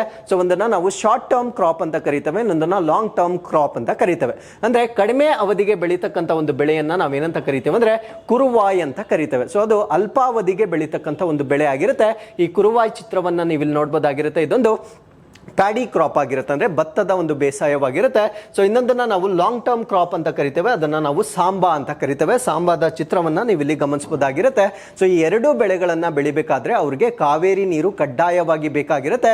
ಸೊ ಅದರ ವಿಸ್ತೀರ್ಣವನ್ನ ನೋಡಿದ್ರೆ ನೀವು ಶಾಕ್ ಆಗ್ತೀರಾ. 15 ಲಕ್ಷ ಎಕರೆಗೆ ಬೇಕಾಗಿರ್ತಕ್ಕಂಥ ನೀರನ್ನ ನಾವು ಪ್ರೊವೈಡ್ ಮಾಡ್ತಾ ಇದ್ದೇವೆ. ಸೊ ಬಟ್ ಇಲ್ಲಿ ಪ್ರಾಬ್ಲಮ್ ಏನು ಅಂದ್ರೆ ಈ 2 ಬೆಳೆಗಳು ಅತ್ಯಂತ ಹೆಚ್ಚಿನ ನೀರಿನಲ್ಲಿ ಬೆಳೀತಕ್ಕಂಥ ಬೆಳೆಗಳಾಗಿರ್ತವೆ. ಸೊ ಇದನ್ನ ನಾವು ವಾಟರ್ ಗಜ್ಲಿಂಗ್ ಕ್ರಾಪ್ಸ್ ಅಂತ ಕೂಡ ಹೇಳ್ಬೋದು ಆಗಿರುತ್ತೆ. ಸೊ ಆ ಒಂದು ಕಾರಣದಿಂದ ಅವರು ಪ್ರತಿ ವರ್ಷ ನೀರಿಗೆ ಬೇಡಿಕೆ ಇಡೋದನ್ನ ನಾವು ಪ್ರಮುಖವಾಗಿ ಇಲ್ಲಿ ಗಮನಿಸಬಹುದಾಗಿರುತ್ತೆ. ನಾವು what is the way forward? So ಹಾಗಿದ್ರೆ ಈ ಒಂದು ಸಮಸ್ಯೆಗೆ ಪರಿಹಾರ ಮಾಡಲಿಕ್ಕೆ ಯಾವುದೇ ಸೊಲ್ಯೂಷನ್ಸ್ ಇಲ್ವಾ? So there are many ways by which we can solve the problem provided stakeholders agree for the same. So ಆ ಒಂದು ಸೊಲ್ಯೂಷನ್ಸ್ ಅಲ್ಲಿ ಪ್ರಮುಖವಾಗಿರ್ತಕ್ಕಂಥದ್ದು ಏನು ಅಂದ್ರೆ ಡಿಸ್ಟ್ರೆಸ್ ಶೇರಿಂಗ್ ಫಾರ್ಮುಲಾ ಅಂತ ಕರಿತೇವೆ. ಡಿಸ್ಟ್ರೆಸ್ ಶೇರಿಂಗ್ ಫಾರ್ಮುಲಾ ಅಂದ್ರೆ ಯಾವ ವರ್ಷದಲ್ಲಿ ಮಳೆ ಕಡಿಮೆ ಆಗಿರುತ್ತೆ ಸೊ ಅವಾಗ ಅವರಿಗೆ ಹರಿಸ್ತಕ್ಕಂಥ ನೀರಿನ ಒಂದು ವಾಲ್ಯೂಮ್ ಏನಿರುತ್ತೆ ಅದರಲ್ಲಿ ನಾವು ಬದಲಾವಣೆಗಳನ್ನ ಮಾಡ್ಕೊಳ್ಬೇಕಾಗಿರುತ್ತೆ. ಆ ರೀತಿಯ ಒಂದು ಸ್ಟ್ಯಾಂಡರ್ಡ್ ಫಾರ್ಮುಲಾಗೆ ನಾವು ಅರೈವ್ ಆಗಬೇಕಾಗಿರುತ್ತೆ. ಸೊ ಈ ಒಂದು ಪ್ರಯತ್ನಗಳನ್ನ ಬಹಳ ಸಾರಿ ಮಾಡಿದ್ದಾರೆ, ಬಟ್ ಯಾವುದು ಕೂಡ ಸಕ್ಸಸ್ಫುಲ್ ಆಗಿಲ್ಲ. ಸೊ ಈ ರೀತಿಯಾಗಿ ಡಿಸ್ಟ್ರೆಸ್ ಫಾರ್ಮುಲಾವನ್ನ ನಾವು ಮಾಡ್ಕೊಳ್ತಕ್ಕಂಥದ್ದು ಒಂದು ವಿಧಾನವಾಗಿರುತ್ತೆ. ಸೊ ಎರಡನೇದು, ಈ ಒಂದು ಪ್ರಾಬ್ಲಮ್ ಅನ್ನ ಸಾಲ್ವ್ ಮಾಡಲಿಕ್ಕೆ we need to convince the stakeholders. ಅಂದ್ರೆ we should not bring in the political angle, ಅಂದ್ರೆ ರಾಜಕೀಯ ಲಾಭಕ್ಕಾಗಿ ಮಾಡ್ತಕ್ಕಂಥ ಒಂದು ಸನ್ನಿವೇಶಗಳೇನಿರುತ್ತೆ ಅದನ್ನ ಅವಾಯ್ಡ್ ಮಾಡಿ ಇದರ ಬಳಕೆದಾರರು ಅಥವಾ ಲಾಭದಾರರು ಯಾರಿರ್ತಾರೆ ಸೊ ಅವರನ್ನ ಮನವೊಲಿಸ್ತಕ್ಕಂಥ ಕೆಲಸ ಮಾಡಬೇಕಾಗಿರುತ್ತೆ. ಅದ್ರ ಜೊತೆಗೆ ಆಗ್ರೋ ಕ್ಲೈಮೆಟಿಕ್ ಝೋನ್ಸ್ ಅಂತ ಕರಿತೇವೆ. ಅಂದ್ರೆ ಯಾವ ಒಂದು ಪ್ರದೇಶದಲ್ಲಿರ್ತಕ್ಕಂಥ ಹವಾಮಾನ ಮತ್ತು ನೀರಿನ ಒಂದು ಮಟ್ಟ ಏನಿರುತ್ತೆ ಸೊ ಅದಕ್ಕೆ ಸಂಬಂಧಪಟ್ಟಂತೆ ಕೆಲವೊಂದು ಕ್ರಾಪ್ಸ್ ಗಳನ್ನ ನಾವು ಪರ್ಟಿಕ್ಯುಲರ್ ಆಗಿ ಬೆಳಿಬಹುದಾಗಿರುತ್ತೆ. ಸೊ ಅದನ್ನ ಬಿಟ್ಟು ನಾವು ವಾಟರ್ ಇಂಟೆನ್ಸಿವ್ ಕ್ರಾಪ್ಸ್ ಅನ್ನ ಬೆಳೆದಾಗ ಸಾಮಾನ್ಯವಾಗಿ ನಮಗೆ ನೀರು ಜಾಸ್ತಿ ಬೇಕಾಗಿರುತ್ತೆ. ಸೊ ತಮಿಳುನಾಡಿನಲ್ಲಿ ಈಗ ಮಾಡ್ತಾ ಇರ್ತಕ್ಕಂಥ ಪ್ರಾಬ್ಲಮ್ ಅದೇ ಆಗಿರುತ್ತೆ. ಸೊ ಅವರು ಬೆಳೀತಾ ಇರ್ತಕ್ಕಂಥ ಒಂದು ಕ್ರಾಪ್ಸ್ ಏನಿರುತ್ತೆ ಅದು ಹೆಚ್ಚಿನ ನೀರಿನ ಬೇಡಿಕೆಯನ್ನ ಹೊಂದಿರತಕ್ಕಂಥ ಕ್ರಾಪ್ಸ್ ಆಗಿರುತ್ತೆ. ಸೊ ಅದ್ರ ಬದಲು ಅವರು ಆಗ್ರೋ ಕ್ಲೈಮೆಟಿಕ್ ಝೋನ್ ನ ಪ್ರಕಾರ ಆ ಪ್ರದೇಶದಲ್ಲಿ ಯಾವ ಬೆಳೆಯನ್ನ ಬೆಳಿಲಿಕ್ಕೆ ಸೂಕ್ತವಾಗಿರುತ್ತೆ ಸೊ ಅದನ್ನ ಅವರು ಅಡಾಪ್ಟ್ ಮಾಡ್ಕೊಂಡ್ರೆ ಸೊ ಸಾಮಾನ್ಯವಾಗಿ ನೀರಿನ ಬಳಕೆ ಬಹಳಷ್ಟು ಕಡಿಮೆ ಆಗುತ್ತೆ. ಸೊ ಇದಕ್ಕೆ ಕೇಂದ್ರ ಸರ್ಕಾರ ಏನ್ ಮಾಡಬಹುದು ಅಂದ್ರೆ ಆ ಬೆಳೆಗಳನ್ನ ಅನೌನ್ಸ್ ಮಾಡಿ ಅದಕ್ಕೆ MSP ಅಂದ್ರೆ ಮಿನಿಮಮ್ ಸಪೋರ್ಟ್ ಪ್ರೈಸ್ ಅಂತ ನಾವೇನ್ ಹೇಳ್ತೇವೆ ಸೊ ಅದನ್ನ ಅನೌನ್ಸ್ ಮಾಡುವುದರ ಮುಖಾಂತರ ಈ ಒಂದು ಪ್ರಾಬ್ಲಮ್ ಅನ್ನ ಕೂಡ ಸಾಲ್ವ್ ಮಾಡಬಹುದಾಗಿರುತ್ತೆ. ಸೊ ಈ ರೀತಿಯಾಗಿ ಸಾಕಷ್ಟು ಡಿಫ್ರೆಂಟ್ ವೇಸ್ ಗಳಲ್ಲಿ ನಾವು ಪ್ರಾಬ್ಲಮ್ ಅನ್ನ ಸಾಲ್ವ್ ಮಾಡಬಹುದಾಗಿರುತ್ತೆ. ಸೊ ಇದಕ್ಕೆ ಯಾವಾಗ ನಾವು ಪೊಲಿಟಿಕಲ್ ಕಲರ್ ಕೊಡ್ತೇವೆ ಸೊ ಅದು ಯಾವಾಗಲೂ ಕೂಡ ಸಾಲ್ವ್ ಆಗದೇ ಇರತಕ್ಕಂಥ ಒಂದು ವಿಷಯವಾಗಿ ಕನ್ವರ್ಟ್ ಆಗುತ್ತೆ. ಸೊ ಇಷ್ಟು ಮಾಹಿತಿ ಈ ಒಂದು ಕಾವೇರಿ ವಾಟರ್ ಇಶ್ಯೂ ಬಗ್ಗೆ ನಮಗೆ ಗೊತ್ತಿರಬೇಕಾಗಿರುತ್ತೆ. With this let's get in to question number 2. So ಯಾವ ದೇಶಗಳು G4 ಗುಂಪಿನ ಭಾಗವಾಗಿದೆ ಮತ್ತು ವಿಶ್ವಸಂಸ್ಥೆಯ ಸಾಮಾನ್ಯ ಸಭೆಯ 78ನೇ ಅಧಿವೇಶನದಲ್ಲಿ UN ಭದ್ರತಾ ಮಂಡಳಿಯ ವಿಸ್ತರಣೆಯ ಅಗತ್ಯವನ್ನು ಒತ್ತಿ ಹೇಳಿದೆ? So which countries are part of G4 group and have emphasised need for expansion of the UN security council during 78th session of the United Nation General Assembly. So ಇಲ್ಲಿ ಯುನೈಟೆಡ್ ನೇಷನ್ ಜನರಲ್ ಅಸೆಂಬ್ಲಿ ಅಂದ್ರೆ ವಿಶ್ವಸಂಸ್ಥೆಯ ಸಾಮಾನ್ಯ ಸಭೆ ಅಂತ ಹೇಳ್ತೇವೆ. So ಅದಕ್ಕೆ ಸಂಬಂಧಪಟ್ಟಂತೆ 78ನೇ ಅಧಿವೇಶನ ನಡೀತಾ ಇದೆ. ಸೊ ಈ ಒಂದು ಅಧಿವೇಶನದಲ್ಲಿ ಯುನೈಟೆಡ್ ನೇಷನ್ ಸೆಕ್ಯೂರಿಟಿ ಕೌನ್ಸಿಲ್ ಅಂದ್ರೆ ವಿಶ್ವಸಂಸ್ಥೆಯ ಒಂದು ಸೆಕ್ಯೂರಿಟಿ ಕೌನ್ಸಿಲ್ ಅಥವಾ ಭದ್ರತಾ ಮಂಡಳಿ ಅಂತ ನಾವೇನು ಕರಿತೇವೆ ಆ ಒಂದು ಭದ್ರತಾ ಮಂಡಳಿಯಲ್ಲಿರ್ತಕ್ಕಂಥ ಮೆಂಬರ್ಸ್ ಅಥವಾ ಸದಸ್ಯ ರಾಷ್ಟ್ರಗಳು ಅಂತ ನಾವೇನು ಹೇಳ್ತೇವೆ ಸೊ ಅದನ್ನ ಎಕ್ಸ್ಪ್ಯಾಂಡ್ ಮಾಡ್ತಕ್ಕಂಥ ಬೇಡಿಕೆಯನ್ನು ಕೊಟ್ಟಿರ್ತಕ್ಕಂಥ G4 ರಾಷ್ಟ್ರಗಳು ಯಾವುದು ಅನ್ನೋದು ನಮ್ಮ ಪ್ರಶ್ನೆ ಆಗಿತ್ತು. ಸೊ ಈ ಪ್ರಶ್ನೆಗೆ ಸರಿಯಾದ ಉತ್ತರ ಭಾರತ, ಬ್ರೆಜಿಲ್, ಜಪಾನ್ ಮತ್ತು ಜರ್ಮನಿಯನ್ನ ಸೊ ಈ ಗುಂಪಿನಲ್ಲಿ ನಾವು ನೋಡಬಹುದಾಗಿರುತ್ತೆ. ಸೊ ಭಾರತ, ಬ್ರೆಜಿಲ್ ಮತ್ತು ಜಪಾನ್, ಜರ್ಮನಿ ಏನಿರುತ್ತೆ ಸೊ ಈ 3 ರಾಷ್ಟ್ರಗಳು United Nation Nation Security Council ಏನಿರುತ್ತೆ ಅದರ ಪರ್ಮನೆಂಟ್ ಮೆಂಬರ್ಸ್ ಆಗಿಲ್ಲ. ಸೊ ನಾವು ನಾನ್ ಪರ್ಮನೆಂಟ್ ಮೆಂಬರ್ಸ್ ಆಗಿರ್ತೇವೆ. ನಾನ್ ಪರ್ಮನೆಂಟ್ ಮೆಂಬರ್ಸ್ ಶಾಶ್ವತವಾಗಿರೋದಿಲ್ಲ, ಕೇವಲ 2 ವರ್ಷಗಳಿಗೆ ಮಾತ್ರ ನಾನ್ ಪರ್ಮನೆಂಟ್ ಮೆಂಬರ್ಸ್ ಅನ್ನ ಮಾಡ್ತಾರೆ. ಸೊ ಅದನ್ನ ರೊಟೇಷನ್ ಬೇಸಿಸ್ ಮೇಲೆ ಬೇರೆ ಬೇರೆ ರಾಷ್ಟ್ರಗಳಿಗೆ ಕೊಡ್ತಾ ಇರ್ತಾರೆ. ಸೊ ನಮ್ಮ ಭಾರತ ರಾಷ್ಟ್ರದ ಬೇಡಿಕೆ ಏನು ಅಂದ್ರೆ, ಸೊ ಈ ಒಂದು ಯುನೈಟೆಡ್ ನೇಷನ್ ಸೆಕ್ಯೂರಿಟಿ ಕೌನ್ಸಿಲ್ ಏನಿರುತ್ತೆ ಆ ಒಂದು ಕೌನ್ಸಿಲ್ ನಲ್ಲಿ ನಮ್ಮ ಭಾರತ ದೇಶಕ್ಕೆ ಕಾಯಂ ಸದಸ್ಯತ್ವವನ್ನ ಕೊಡ್ಬೇಕಂತಕ್ಕಂತ ಒಂದು ಬೇಡಿಕೆ ಇರುತ್ತೆ. ಸೊ ಈ ಒಂದು ಬೇಡಿಕೆಯನ್ನ ಬರೀ ಭಾರತ ರಾಷ್ಟ್ರ ಮಾತ್ರ ಮಾಡ್ತಾ ಇಲ್ಲ. ಭಾರತ ರಾಷ್ಟ್ರ, ಬ್ರೆಜಿಲ್, ಜರ್ಮನಿ ಮತ್ತೆ ಜಪಾನ್ ಈ 4 ರಾಷ್ಟ್ರಗಳು ಒಂದು ಗ್ರೂಪ್ ಅನ್ನ ಮಾಡ್ಕೊಂಡಿರ್ತವೆ. ಆ ಗ್ರೂಪ್ ಅನ್ನೇ ನಾವೇನಂತ ಕರಿತೀವಿ ಅಂದ್ರೆ G4 ಅಂತ ಕರಿತೇವೆ. ಸೊ ಇದು ಮತ್ತೆ ಸುದ್ದಿಯಲ್ಲಿರ್ಲಿಕ್ಕೆ ಕಾರಣವೇನು ಅಂದ್ರೆ, ಯುನೈಟೆಡ್ ನೇಷನ್ ಜನರಲ್ ಅಸೆಂಬ್ಲಿಗೆ ಸಂಬಂಧಪಟ್ಟಂತೆ ಒಂದು ಕಾನ್ಫರೆನ್ಸ್ ಏನ್ ನಡೀತಾ ಇದೆ ಅಥವಾ ಸಭೆ ಏನ್ ನಡೀತಾ ಇದೆ, ಆ ಸಭೆಯಲ್ಲಿ ಮತ್ತೊಮ್ಮೆ ಈ ಬೇಡಿಕೆಯನ್ನ ನಮ್ಮ ರಾಷ್ಟ್ರ ಇಟ್ಟಿರುತ್ತೆ. ಹಾಗಾದ್ರೆ ಈ ಒಂದು UNSC ಅಥವಾ ಯುನೈಟೆಡ್ ನೇಷನ್ ಸೆಕ್ಯೂರಿಟಿ ಕೌನ್ಸಿಲ್ ನಲ್ಲಿ ಪ್ರಸ್ತುತವಾಗಿ ಇರತಕ್ಕಂತ ಒಟ್ಟು ಸದಸ್ಯ ರಾಷ್ಟ್ರಗಳು ಎಷ್ಟಂದ್ರೆ 15 ಸದಸ್ಯ ರಾಷ್ಟ್ರಗಳನ್ನ ನಾವು ನೋಡಬಹುದಾಗಿರುತ್ತೆ. ಅದರಲ್ಲಿ 5 ಸದಸ್ಯ ರಾಷ್ಟ್ರಗಳನ್ನ ನಾವು ಕಾಯಂ ಸದಸ್ಯರು ಅಂತ ಕರಿತೇವೆ, 10 ಸದಸ್ಯ ರಾಷ್ಟ್ರಗಳನ್ನ ನಾವು ನಾನ್ ಪರ್ಮನೆಂಟ್ ಮೆಂಬರ್ಸ್ ಅಂತ ಕರಿತೇವೆ. 5 ಸದಸ್ಯ ರಾಷ್ಟ್ರಗಳು ಕಡ್ಡಾಯವಾಗಿ ಅದರಲ್ಲಿ ಯಾವಾಗಲೂ ಇದ್ದೇ ಇರ್ತಾರೆ. ಸೊ ಈ 10 ರಾಷ್ಟ್ರಗಳನ್ನ ಪ್ರತಿ 2 ವರ್ಷಗಳಿಗೊಮ್ಮೆ ರೊಟೇಷನ್ ಬೇಸಿಸ್ ಮೇಲೆ ಚೇಂಜ್ ಮಾಡಲಾಗ್ತಾ ಇದೆ. ಸೊ ಇವಾಗ ಪ್ರಶ್ನೆ ಏನು ಅಂದ್ರೆ, ಭಾರತ ರಾಷ್ಟ್ರವನ್ನ ಯಾಕೆ ಕಾಯಂ ಸದಸ್ಯತ್ವವನ್ನ ಕೊಡ್ಬೇಕಂತ ಭಾರತ ರಾಷ್ಟ್ರ ಕೊಡ್ತಾ ಇರ್ತಕ್ಕಂಥ ಒಂದು ಜಸ್ಟಿಫಿಕೇಶನ್ ಏನು, ಭಾರತ ರಾಷ್ಟ್ರ ಕೊಡ್ತಾ ಇರ್ತಕ್ಕಂಥ ಜಸ್ಟಿಫಿಕೇಶನ್ ಏನು ಅಂದ್ರೆ, so India has been part of UN since inception, ಅಂದ್ರೆ UN ಸೆಕ್ಯೂರಿಟಿ ಕೌನ್ಸಿಲ್ ಸ್ಥಾಪನೆ ಆದಾಗಿನಿಂದ ಭಾರತ ರಾಷ್ಟ್ರ ಅದರ ಒಂದು ಭಾಗವಾಗಿರ್ತಕ್ಕಂಥ ಒಂದು ರಾಷ್ಟ್ರವಾಗಿರುತ್ತೆ. ಸೊ ಅದಾದ್ಮೇಲೆ ಭಾರತ ರಾಷ್ಟ್ರ ಪ್ರಸ್ತುತವಾಗಿ the highest populous country in the world ಆಗಿರುತ್ತೆ, ಅಂದ್ರೆ ಪ್ರಪಂಚದಲ್ಲಿಯೇ ಅತ್ಯಂತ ಹೆಚ್ಚಿನ ಜನಸಂಖ್ಯೆಯನ್ನು ಹೊಂದಿರತಕ್ಕಂಥ ಒಂದು ರಾಷ್ಟ್ರವಾಗಿರುತ್ತೆ. ಸೊ ಅದಾದ್ಮೇಲೆ we are the world's largest democracy, ಅಂದ್ರೆ ಪ್ರಪಂಚದಲ್ಲಿ ಅತ್ಯಂತ ದೊಡ್ಡ ಪ್ರಜಾಪ್ರಭುತ್ವವನ್ನು ಹೊಂದಿರತಕ್ಕಂಥ ರಾಷ್ಟ್ರವಾಗಿರುತ್ತೆ. ಸೊ ಇದಕ್ಕಿಂತ ಮಿಗಿಲಾಗಿ UN ಪೀಸ್ ಕೀಪರ್ಸ್ ಅಂತ ಕರಿತೇವೆ, ಅಂದ್ರೆ UN ಶಾಂತಿ ಪಾಲಕರು ಅಂತ ಕರಿತೇವೆ. ಸೊ ಈ ಒಂದು UN ಶಾಂತಿ ಪಾಲಕರಿಗೆ ಅತ್ಯಂತ ಹೆಚ್ಚಿನ ಕಾಂಟ್ರಿಬ್ಯೂಷನ್ ಕೊಡ್ತಾ ಇರ್ತಕ್ಕಂಥ ರಾಷ್ಟ್ರ ಭಾರತ ರಾಷ್ಟ್ರವಾಗಿರುತ್ತೆ. ಸೊ ಎಲ್ಲಾ ಪಾಯಿಂಟ್ಸ್ ಅನ್ನ ಕನ್ಸಿಡರೇಟ್ ಮಾಡಿಕೊಂಡು ಭಾರತ ರಾಷ್ಟ್ರಕ್ಕೆ ಕಾಯಂ ಸದಸ್ಯತ್ವವನ್ನು ಕೊಡಬೇಕು ಅಂತಕ್ಕಂಥದ್ದು ಭಾರತ ದೇಶದ ಆರ್ಗ್ಯುಮೆಂಟ್ ಆಗಿರುತ್ತೆ.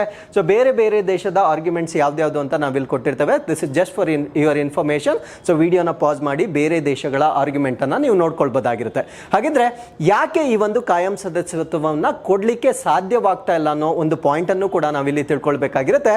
ಸೊ ಇಲ್ಲಿ UN ಚಾರ್ಟರ್ ಇರುತ್ತೆ, ಅಂದ್ರೆ ನಮ್ಮ ಒಂದು ಕಾನ್ಸ್ಟಿಟ್ಯೂಷನ್ ಅಲ್ಲಿ ಆರ್ಟಿಕಲ್ಸ್ ಹೇಗಿರುತ್ತೆ ಅದೇ ರೀತಿ ವಿಶ್ವಸಂಸ್ಥೆಯಲ್ಲಿ ಅದನ್ನ ನಾವು ಚಾರ್ಟರ್ ಅಂತ ಕರಿತೇವೆ.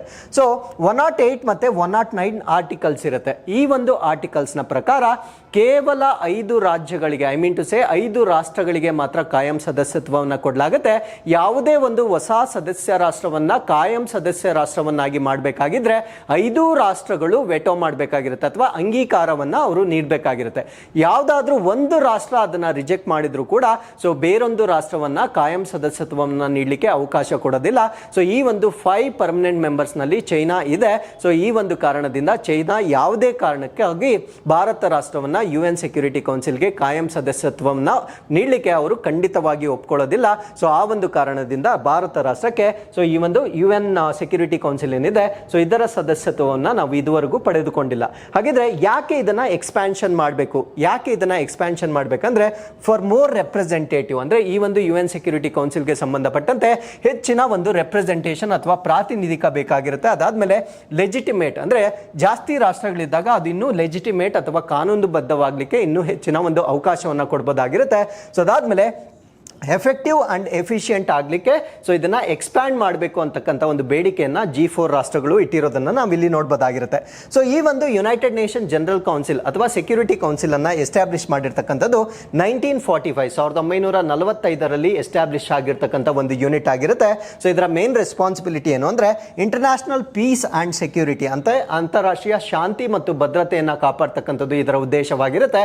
ಸೊ ಈ ಒಂದು ಅಂತಾರಾಷ್ಟ್ರೀಯ ಶಾಂತಿ ಮತ್ತು ಭದ್ರತೆಯನ್ನ ಕಾಪಾಡಲಿಕ್ಕೆ ಯುನೈಟೆಡ್ ನೇಷನ್ ಪೀಸ್ ಕೀಪರ್ಸ್ ಅಂತ ಇರ್ತಾರೆ. ಸೊ ಇವ್ರು ಏನ್ ಮಾಡ್ತಾರೆ ಅಂದ್ರೆ ಎಲ್ಲಿ ತುಂಬಾ ಅನ್ರೆಸ್ಟ್ ಇರ್ತಕ್ಕಂಥ ರಾಷ್ಟ್ರಗಳು ಯಾರು ಇರ್ತಾರೆ ಅಲ್ಲಿ ತನ್ನದೇ ಆದ ಮಿಲಿಟರಿ ಇಲ್ಲದೆ ಇರ್ತಕ್ಕಂಥ ರಾಷ್ಟ್ರಗಳಿಗೆ ವಿಶ್ವಸಂಸ್ಥೆಯಿಂದ ಮಿಲಿಟರಿಯನ್ನ ಕಳಿಸಲಾಗುತ್ತೆ. ಆ ಒಂದು ಮಿಲಿಟರಿಗೆ ಭಾರತ ದೇಶದ ಕಾಂಟ್ರಿಬ್ಯೂಷನ್ ಬಹಳ ಜಾಸ್ತಿ ಇರುತ್ತೆ. ಅಂದ್ರೆ ನಮ್ಮ ದೇಶದಿಂದ ಅನೇಕ ಸೈನಿಕರನ್ನ UN ಪೀಸ್ ಕೀಪರ್ಸ್ ಆಗಿ ನಾವು ಕಳಿಸಿರ್ತೇವೆ. ಸೊ ಅವ್ರನ್ನ ಬ್ಲೂ ಹೆಲ್ಮೆಟ್ಸ್ ಅಂತ ಕೂಡ ಕರೀತಾರೆ. ಸೊ ಈ ಒಂದು ಕಾರಣಕ್ಕಾಗಿ ನಮಗೆ ಕಾಯಂ ಸದಸ್ಯತ್ವವನ್ನು ಕೊಡ್ತಕ್ಕಂಥದ್ದು ಒಂದು ನ್ಯಾಯಬದ್ಧವಾಗಿರ್ತಕ್ಕಂಥ ಒಂದು ಆರ್ಗ್ಯುಮೆಂಟ್ ಆಗಿರುತ್ತೆ. ಹಾಗಿದ್ರೆ as as I told you before, ಇದರಲ್ಲಿ ನಾವು 15 ಮೆಂಬರ್ಸ್ ಅನ್ನ ನಾವು ನೋಡಬಹುದಾಗಿರುತ್ತೆ. ಸೊ 5 ಅನ್ನ ನಾವು ಪರ್ಮನೆಂಟ್ ಮೆಂಬರ್ಸ್ ಅಥವಾ ಶಾಶ್ವತ ಸದಸ್ಯರು ಅಂತ ಕರಿತೇವೆ. ಆ ಶಾಶ್ವತ ಸದಸ್ಯ ರಾಷ್ಟ್ರಗಳು ಯಾವ್ದಾವ್ದು ಅಂದ್ರೆ ಒಂದು ಯುನೈಟೆಡ್ ಸ್ಟೇಟ್ಸ್, ಅಮೆರಿಕಾ, ಇನ್ನೊಂದು ರಷ್ಯಾ ಆಗಿರುತ್ತೆ. ಸೊ ಅದಾದ್ಮೇಲೆ ಫ್ರಾನ್ಸ್, ಚೈನಾ ಮತ್ತೆ ಯುನೈಟೆಡ್ ಕಿಂಗ್ಡಮ್ ಆಗಿರುತ್ತೆ. As long as China is there in this particular group, ಅವ್ರಿಗೆ ಯಾವುದೇ ಕಾರಣಕ್ಕೂ ಇಂಡಿಯಾನ ಪರ್ಮನೆಂಟ್ ಮೆಂಬರ್ ಆಗಲಿಕ್ಕೆ ಅವಕಾಶವನ್ನ ಕೊಡೋದಿಲ್ಲ. So non permanent members as I told you before 2 ವರ್ಷಗಳ ಟರ್ಮ್ಗೆ ಮಾತ್ರ ಆಯ್ಕೆ ಆಗ್ತಾರೆ. ಸೊ ಅದಾದ್ಮೇಲೆ ಅವರಿಗೆ ಯಾವುದೇ ರೀತಿಯ ವೋಟಿಂಗ್ ಪವರ್ ಕೂಡ ಇರೋದಿಲ್ಲ, ವೆಟೋ ಪವರ್ ಕೂಡ ಇರೋದಿಲ್ಲ. ಅವರು ಕೇವಲ ಸದಸ್ಯತ್ವವನ್ನು ಪಡೆದುಕೊಳ್ತಕ್ಕಂಥ ರಾಷ್ಟ್ರಗಳಾಗಿರ್ತವೆ. ಸೊ ಇಲ್ಲಿಗೆ ನಾವು 3ನೇ ಪ್ರಶ್ನೆಗೆ ಹೋಗೋಣ. ಯಾವ ದೇಶಗಳು 5 ಕಣ್ಣುಗಳ ಒಕ್ಕೂಟದ ಗುಪ್ತಾಚರ ಹಂಚಿಕೆ ಪಾಲುದಾರಿಕೆಯ ಭಾಗವಾಗಿವೆ? Which countries are part of 5i Alliance and Intelligence Sharing partnership ಅಂತ ಕರೀತೇವೆ. ಸೊ ಈ ಪ್ರಶ್ನೆಗೆ ಸರಿಯಾದ ಉತ್ತರ United States, United Kingdom, Australia, Canada, New Zealand. So ಈ 5 ರಾಷ್ಟ್ರಗಳನ್ನ ನಾವು 5 ಅಲಯನ್ಸ್ ಅಂತ ಕರೀತೇವೆ. ನಾವು ವಾಟ್ ಇಸ್ ದಿಸ್ 5 ಅಲಯನ್ಸ್ ಅಥವಾ ಇದು ಮತ್ತೆ ಸುದ್ದಿಯಲ್ಲಿರ್ಲಿಕ್ಕೆ ಕಾರಣವೇನು? ಸೊ ಇತ್ತೀಚೆಗಷ್ಟೇ ನಿಮಗೆ ತಿಳಿದಿರೋ ಹಾಗೆ ಭಾರತ ಮತ್ತು ಕೆನಡಾ ನಡುವೆ ಕಾನ್ಫ್ಲಿಕ್ಟ್ ಆಗ್ತಾ ಇರತಕ್ಕಂಥ ಒಂದು ವಿಷಯ ನಿಮಗೆ ಗೊತ್ತಿರುತ್ತೆ. ಕಾನ್ಫ್ಲಿಕ್ಟ್ ಏನಕ್ಕೆ ಆಗ್ತಾ ಇದೆ ಅಂದ್ರೆ ಕೆನಡಾದಲ್ಲಿರ್ತಕ್ಕಂಥ ಒಂದು ಗ್ರೂಪ್ ಆಫ್ ಪಾಪ್ಯುಲೇಷನ್, ಅದನ್ನ ನಾವು ಖಲಿಸ್ತಾನಿ ಪೀಪಲ್ ಅಂತ ನಾವೇನು ಹೇಳ್ತೇವೆ, ನಮ್ಮ ಭಾರತ ದೇಶದ ಪಂಜಾಬಿನ ನೇಟಿವ್ಸ್ ಆಗಿರ್ತಾರೆ. ಸೊ ಅವರು ಕೆನಡಾದಲ್ಲಿ ವಾಸ ಮಾಡ್ತಾ ಇರ್ತಕ್ಕಂಥ ಜನಾಂಗವಾಗಿರ್ತಾರೆ. ಸೊ ಈ ಒಂದು ಜನಾಂಗ ಏನಿರ್ತಾರೆ, ಸೊ ನಮಗೆ ಪ್ರತ್ಯೇಕವಾದ ರಾಷ್ಟ್ರವನ್ನು ಕೊಡಬೇಕಂತ ಒಂದು ಬೇಡಿಕೆಯನ್ನು ಇಟ್ಟಿರ್ತಾರೆ. ಸೊ ಈ ಒಂದು ಜನಾಂಗ ಪ್ರಮುಖವಾಗಿ ಕೆನಡಾ ರಾಷ್ಟ್ರದಲ್ಲಿ ಈಗ ಜಾಸ್ತಿ ಪಾಪ್ಯುಲೇಷನ್ ಅಲ್ಲಿ ಇದ್ದಾರೆ. ಸೊ ಆ ಒಂದು ಜನಾಂಗಕ್ಕೆ ಸಂಬಂಧಪಟ್ಟಂತೆ ಒಬ್ಬ ವ್ಯಕ್ತಿಯ ಹತ್ಯೆ ಆಗಿರುತ್ತೆ. ಸೊ ಈ ಒಂದು ಹತ್ಯೆಯ ಹಿಂದೆ ಭಾರತ ದೇಶದ ಕೈವಾಡ ಇದೆ ಅಂತಕ್ಕಂಥದ್ದು ಕೆನಡಾದ ಆರ್ಗ್ಯುಮೆಂಟ್ ಆಗಿರುತ್ತೆ. ಸೊ ಆ ಒಂದು ಆರ್ಗ್ಯುಮೆಂಟ್ ಅನ್ನ ಅವರು ಜಸ್ಟಿಫೈ ಮಾಡ್ಕೊಳ್ಳಿಕ್ಕೆ ಆ ಗುಪ್ತಾಚರ ಮಾಹಿತಿ ಅಂತ ನಾವೇನು ಕರಿತೇವೆ, ಸೊ ಅದು ಈ ಒಂದು 5i ಅಲಯನ್ಸ್ ಇಂದ ಬಂದಿರತಕ್ಕಂಥ ಮಾಹಿತಿ ಅಂತ ಅವರು ಹೇಳ್ತಾ ಇದ್ದಾರೆ. ಅಂದ್ರೆ ಈ ಒಂದು ಆರ್ಟಿಕಲ್ ಅಲ್ಲಿ ನಾವು 5i ಅಲಯನ್ಸ್ ಬಗ್ಗೆ ಹೆಚ್ಚಿನ ಮಾಹಿತಿಯನ್ನ ತಿಳ್ಕೊಳ್ತಾ ಬರೋಣ. ಸೊ 5i ಅಲಯನ್ಸ್ ಅಲ್ಲಿ ಇರ್ತಕ್ಕಂಥ ರಾಷ್ಟ್ರಗಳು ಯಾವ್ದಾವ್ದು ಅಂತ ನಮ್ಗೆ ಆಲ್ರೆಡಿ ಗೊತ್ತಾಗಿದೆ, ಪ್ರಶ್ನೆಯಲ್ಲಿ ನಾನು ಎಕ್ಸ್ಪ್ಲೈನ್ ಮಾಡಿದ್ದೇನೆ.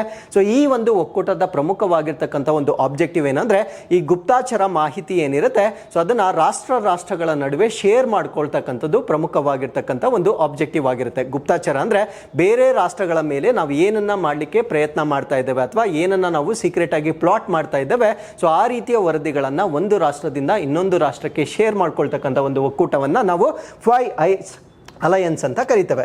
ಸೊ ಈ ಒಂದು recent India Canadian standoff ಏನಿದೆ ಅಂದ್ರೆ ಇತ್ತೀಚೆಗೆ ಭಾರತ ಮತ್ತು ಕೆನಡಾ ನಡುವೆ ಆಗಿರ್ತಕ್ಕಂಥ ಒಂದು ಬಿಕ್ಕಟ್ಟೇನಿದೆ, so they are alleging Indian government involvement in the killing of separatist leader. ಅಂದ್ರೆ ಕೆನಡಾದಲ್ಲಿರ್ತಕ್ಕಂಥ ಒಂದು ಪ್ರತ್ಯೇಕವಾದಿ ನಾಯಕನೇನಿರ್ತಾರೆ, ಸೊ ಅವರ ಒಂದು ಹತ್ಯೆಗೆ ಭಾರತ ರಾಷ್ಟ್ರದ ಒಂದು ಕೈವಾಡವಿದೆ ಅಂತ ಅವರು ಹೇಳ್ತಾ ಇದ್ದಾರೆ. ಸೊ ಇದನ್ನ ಯಾರ ಒಂದು ಮಾಹಿತಿಯ ಪ್ರಕಾರ ಅವರು ಇದನ್ನ ಜಸ್ಟಿಫೈ ಮಾಡ್ಕೊಳ್ತಾ ಇದ್ದಾರೆ ಅಂದ್ರೆ 5i ಅಲಯನ್ಸ್, ನಾನು ಇಷ್ಟೊತ್ತು ಎಕ್ಸ್ಪ್ಲೇನ್ ಮಾಡಿರ್ತಕ್ಕಂಥ 5 ಕಣ್ಣುಗಳ ಒಕ್ಕೂಟ ಅಂತ ನಾವೇನು ಹೇಳ್ತೇವೆ, ಸೊ ಅವರು ಮಾಹಿತಿ ಶೇರ್ ಮಾಡಿರ್ತಕ್ಕಂಥ ಮಾಹಿತಿಯ ಪ್ರಕಾರ ಭಾರತ ದೇಶದ ಕೈವಾಡ ಇದೆ ಅಂತ ಇಲ್ಲಿ ಹೇಳ್ತಾ ಇದ್ದಾರೆ.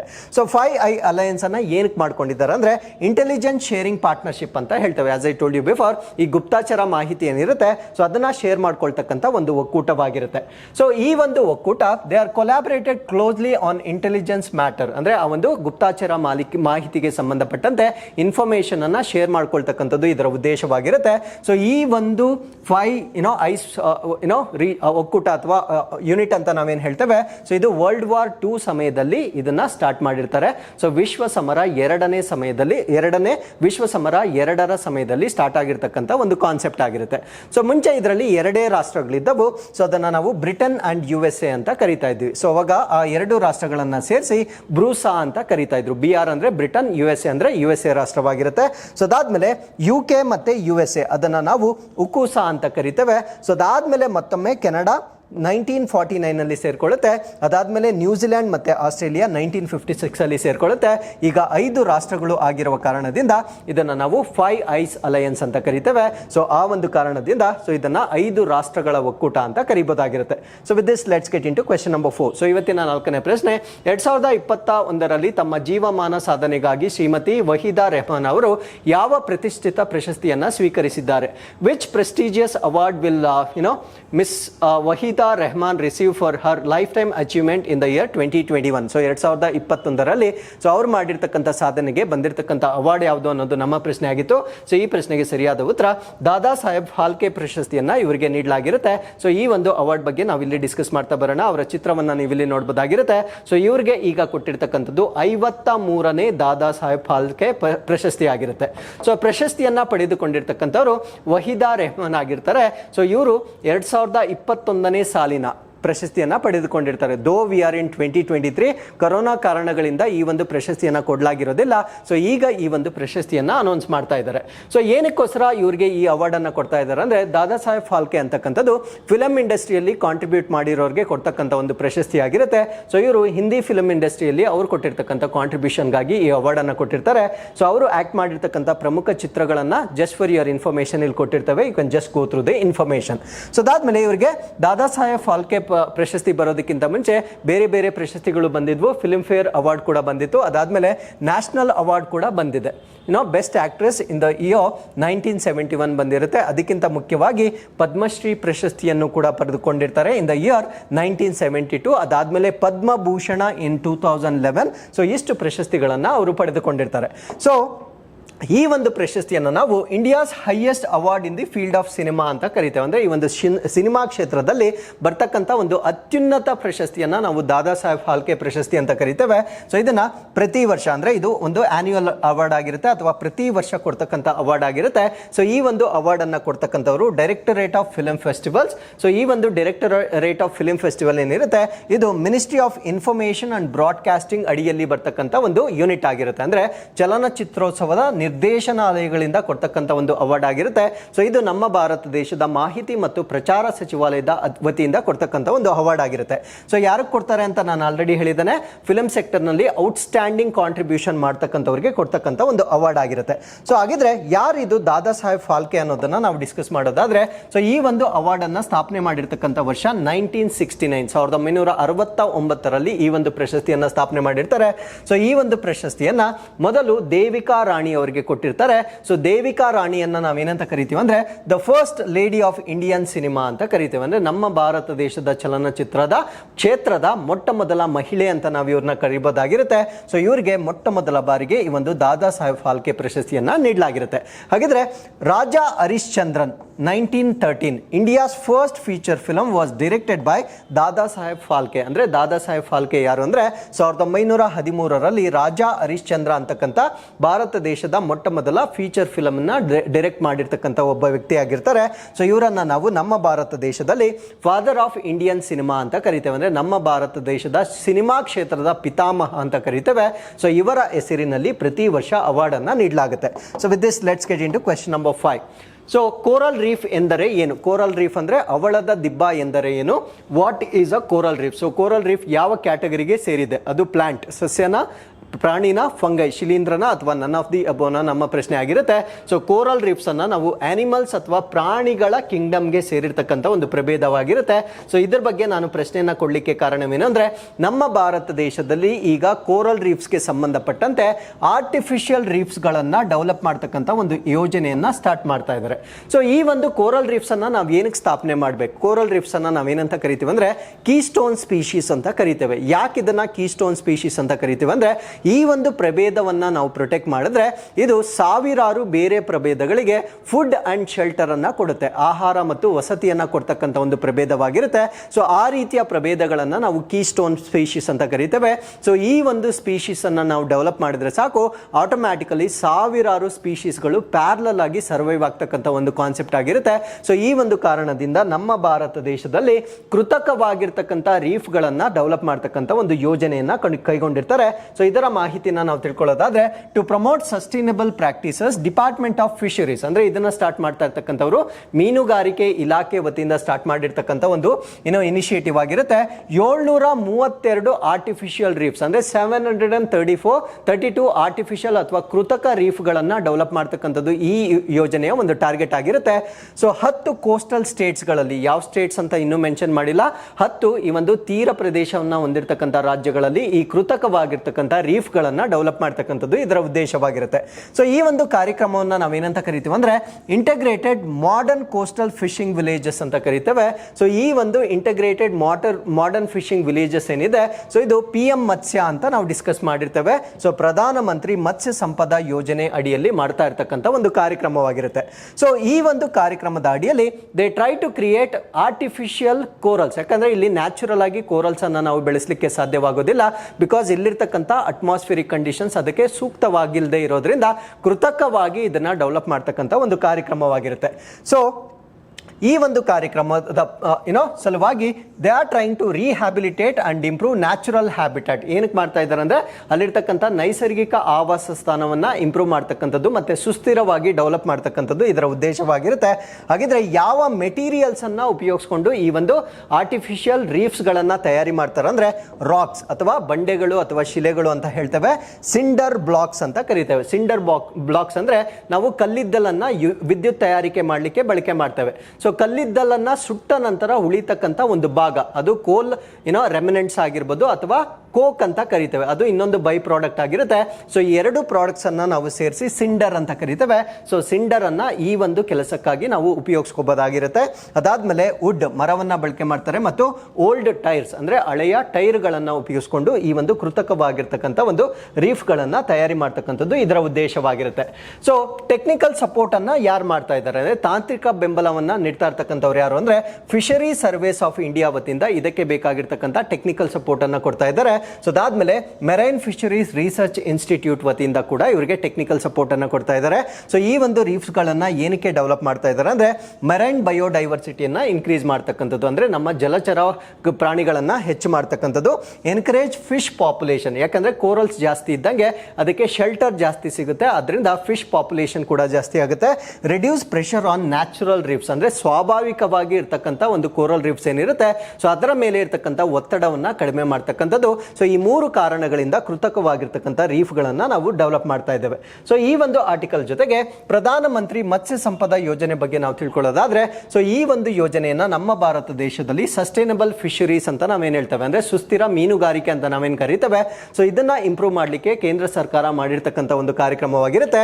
ಸೊ ಈ ಒಂದು ಕಾರ್ಯಕ್ರಮ ಇಂಪ್ಲಿಮೆಂಟ್ ಆಗ್ತಕ್ಕಂಥದ್ದು 5 years ಡ್ಯೂರೇಷನ್, 5 ವರ್ಷಗಳ ಕಾಲ ಇಂಪ್ಲಿಮೆಂಟ್ ಆಗ್ತಕ್ಕಂಥ ಒಂದು ಕಾರ್ಯಕ್ರಮವಾಗಿರುತ್ತೆ. ಸ್ಟಾರ್ಟೆಡ್ ಫ್ರಮ್ ಫಿನಾನ್ಷಿಯಲ್ ಇಯರ್ 2021 ಇಂದ 24-25 ವರೆಗೂ ಇಂಪ್ಲಿಮೆಂಟ್ ಆಗ್ತಕ್ಕಂಥ ಒಂದು ಯೋಜನೆ ಆಗಿರುತ್ತೆ.